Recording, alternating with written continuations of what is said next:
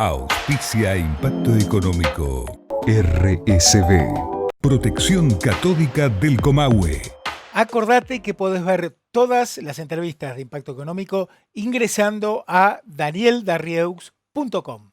Finalmente, el Senado aprobó la regulación al teletrabajo, temas que hemos venido abordando en los últimos programas. La paradoja es que en Argentina existe un Ministerio de Trabajo, hay una Comisión del Trabajo en el Congreso y se ponen obstáculos a la contratación de personal. La semana pasada se publicó en Infobae un artículo con un título muy contundente: arruinaron el teletrabajo con una ley absurda y las empresas también son responsables. Su autor, Diego Dillenberger, es conductor del programa de TV La Hora de Maquiavelo y editor de la revista Imagen. Con él dialogamos, los invitamos a pasar al salón Zoom para compartir la entrevista.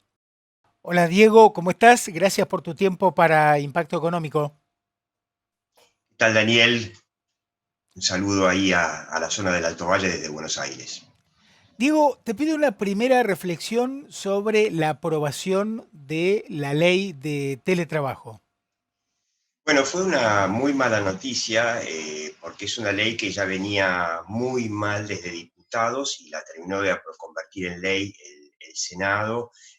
Una muy mala noticia, especialmente para las pymes y especialmente para las pymes tecnológicas, pero para todo el sector que genere contenidos, porque vos sabés, Daniel, que en esta pandemia muchas empresas, obviamente no las tecnológicas, pero muchas empresas descubrieron el teletrabajo porque no les quedó otro remedio por la cuarentena. Pero se venía haciendo en muchos sectores, te decía, el tecnológico, en la generación de contenidos, a lo que yo, por ejemplo, me dedico, se venía haciendo cada vez más y se calcula que una economía normal, hasta el 30% de la economía se puede hacer con teletrabajo. Y eso tiene unas ventajas enormes. Para las empresas, por supuesto, porque pueden reducir costos, no necesitan oficinas que son costosas, y por supuesto para el trabajador tiene unas ventajas enormes el poder trabajar con flexibilidad o desde la casa o desde de un bar o desde cualquier lugar. Bueno, a pesar de que para las dos partes tiene enormes ventajas, de diputados salió una ley que es un verdadero mamarracho, que prácticamente no solamente que dificulta, encarece y hace prácticamente imposible el teletrabajo. Esa ley que salió sin ninguna clase de debate, casi te diría votada entre gallos y medianoche, los empresarios en general ni se enteraron. Vos sabés que yo también estoy en una asociación, una cámara empresaria, que es ADEPA, que es la Asociación de los Editores de Diarios, que para la cual, sobre todo para los diarios de chicos y medianos, el teletrabajo es muy importante.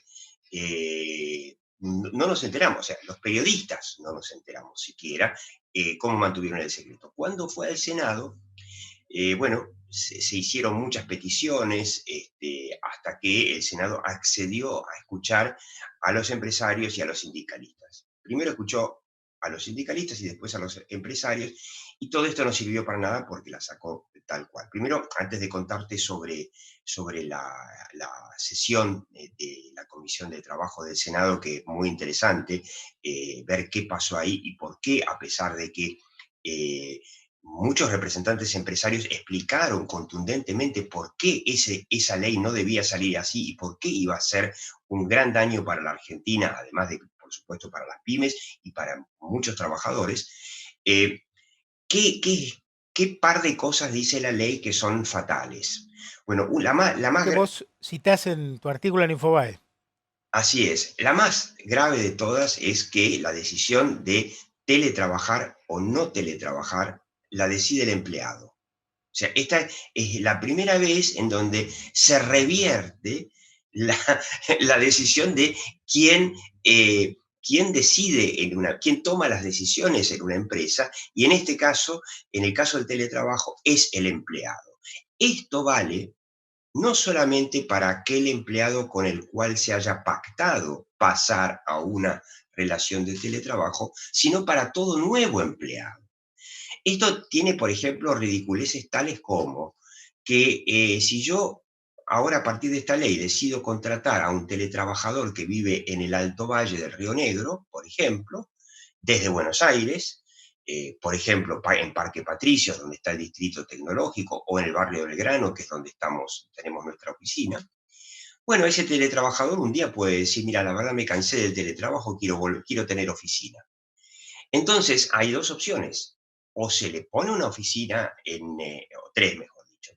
Se le pone una oficina cerca de su casa, o se lo trasplanta a Buenos Aires, con lo que significaría de costos que tendría que asumir el empresario y además costos para el empleado mismo, ¿no?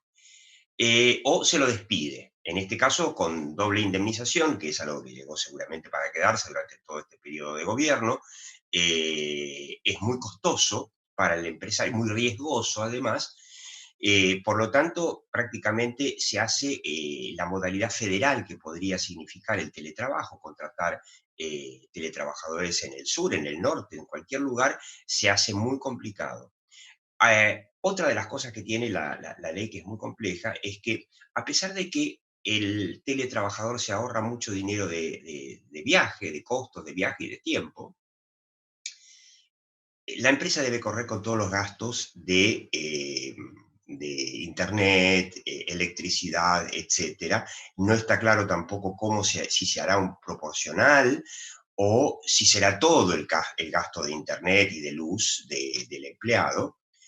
Pero con el agravante, cosa que sería razonable, porque además ya se hace eso generalmente en muchas empresas. Los empleados que usan sus celulares generalmente llegan a un acuerdo por el cual una parte del costo del celular se lo retribuye la Bueno, empresa de alguna forma, eso es normal.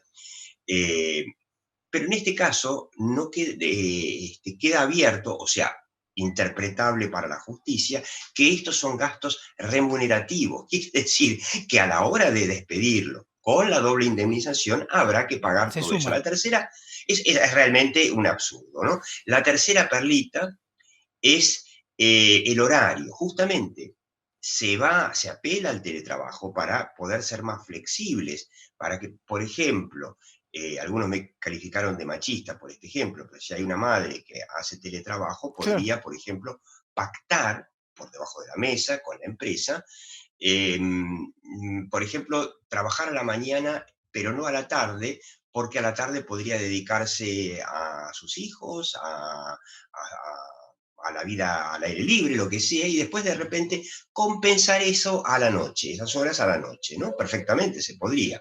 Bueno, eso es un riesgo muy alto para el empresario, porque ahora la nueva norma lo que hace es que esto pueda convertirse en horas extras impagas, a pesar de que fue convenido el horario con el empleador. O sea, obliga a que el teletrabajo tenga rígidos horarios de oficina. O sea, un absurdo. Pero déjame contarte qué es lo que a mí más me llamó la atención de la sesión del Senado, en donde primero fue el ministro de Trabajo Claudio Moroni, y lo único que dijo es, bueno, regulen. En ningún momento, regúlese, hagan lo que...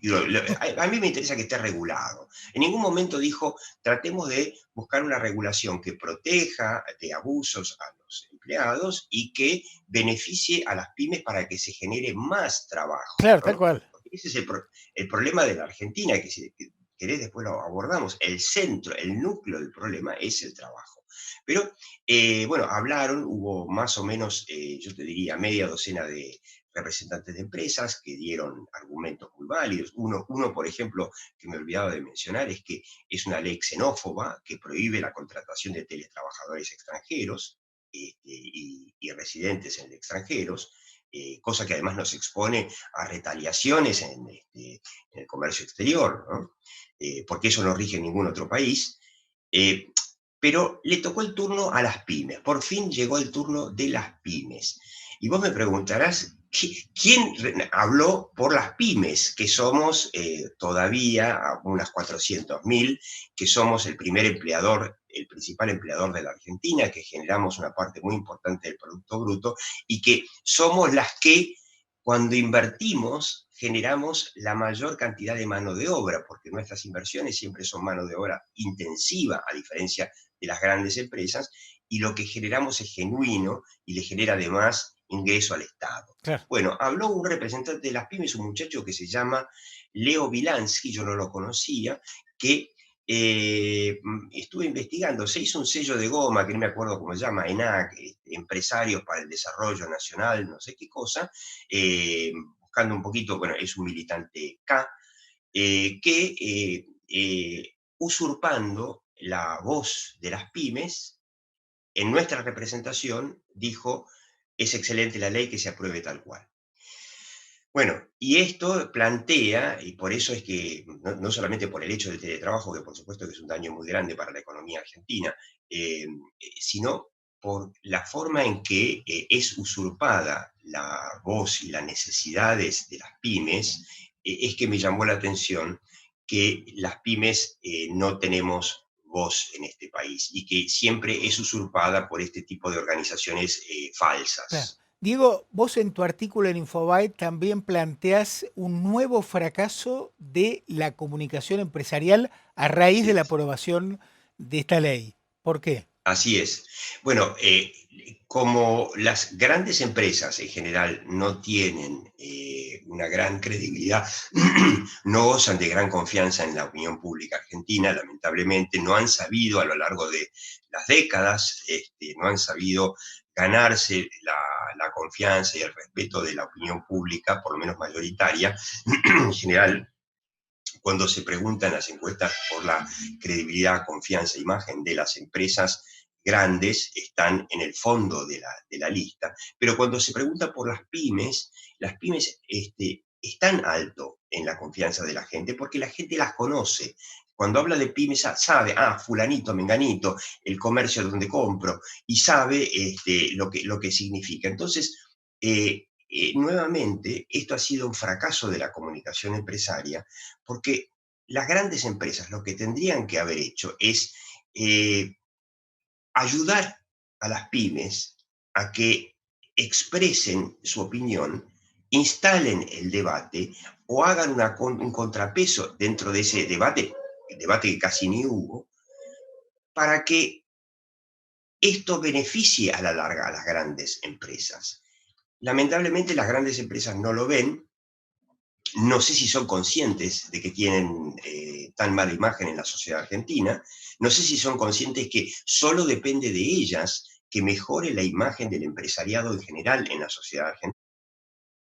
El gobierno justicialista no lo va a hacer por ellos, tampoco lo hizo por ellos el gobierno anterior de Mauricio Macri, que no lo vio como una necesidad el cambiar esa opinión pública, creo que lo hablamos alguna vez, Daniel, tremendamente anticapitalista de la Argentina, la más anticapitalista, la más antiempresaria del mundo, y te diría, por lo menos en la región, es claramente la única que prefiere que las empresas sean más bien estatales que privadas, y hace la excepción de las pymes, ¿no?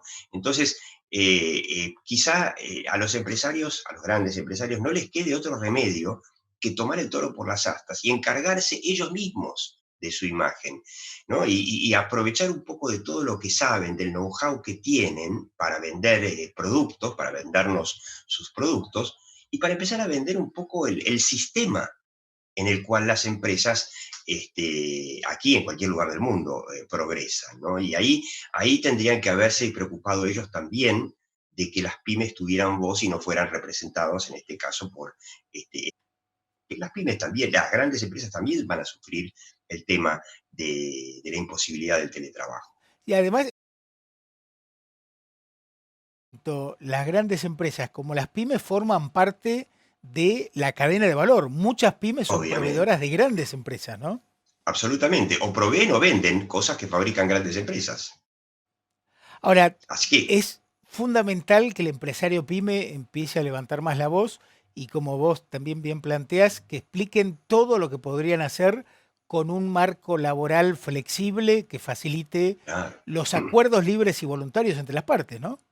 Bueno, ese es el problema, ¿no? La Argentina tiene una filosofía de que un trabajador es un trabajador y da lo mismo si es un trabajador de Techint o de Arcor, supongamos que trabaja en alimentación, o en una pyme. Y no es lo mismo, porque no es lo mismo el trabajador de Techint en una empresa donde no le preocupa si gana un poco más, un poco menos, darle premios, que el trabajador de un tallercito a la vuelta de tu casa no es lo mismo. Y hay una filosofía que viene de años del sindicalismo que dice, o el trabajador tiene ese trabajo, como el de Techint, y se reproduce en las pymes también, o no tendrá ninguno, o lo tendrá en negro y el empresario que le da trabajo en negro, bueno, se expondrá a una litigiosidad que generalmente termina fundiéndolo. Entonces, Argentina tiene el 40% del empleo en negro, con lo cual tiene un sistema previsional quebrado, por eso, y compensa a la enorme desocupación que tiene con planes sociales, IFES, etcétera, y empleo público, mucho empleo público, ¿no? Argentina tiene hoy casi 4 millones de empleados públicos, cuando quizá con 1 millón, si se hiciera un presupuesto base cero en todas las jurisdicciones, con 1 millón sobraría, y tiene a la mitad de los trabajadores en el sector privado en negro. Entonces, lo que tendrían que entender, no sé si el gobierno creo que lo va a entender, la política no lo va a entender, no lo entienden los políticos, pero la sociedad tendría que entender que si las pymes tuvieran condiciones de contratación de personal más flexibles, menos costosas, con menos costos laborales, como en Argentina, que son altísimos, diferenciados de las grandes empresas, podrían generar muchísimo trabajo y compensar todo ese empleo público improductivo, todos esos planes de gente que no consigue trabajo, y podría tener en blanco a muchos empleados de pymes que están en negro o parcialmente en negro, con lo cual eso beneficiaría a toda la economía y de las grandes también, por supuesto, de un día para el otro. Diego, para terminar, te pido las coordenadas de tu programa de TV, La Hora de Maquiavelo. Bueno, está en el canal Metro, acá en Buenos Aires, el Gran Buenos Aires es el canal 8, va los domingos a las 22 y los lunes a las 21:30 se repite. Es un programa sobre comunicación política, pero se puede ver también en su canal de YouTube, que se llama así, La Hora de Maquiavelo. Diego, gracias por tu tiempo, muy valioso tu aporte. Muchas gracias, Daniel.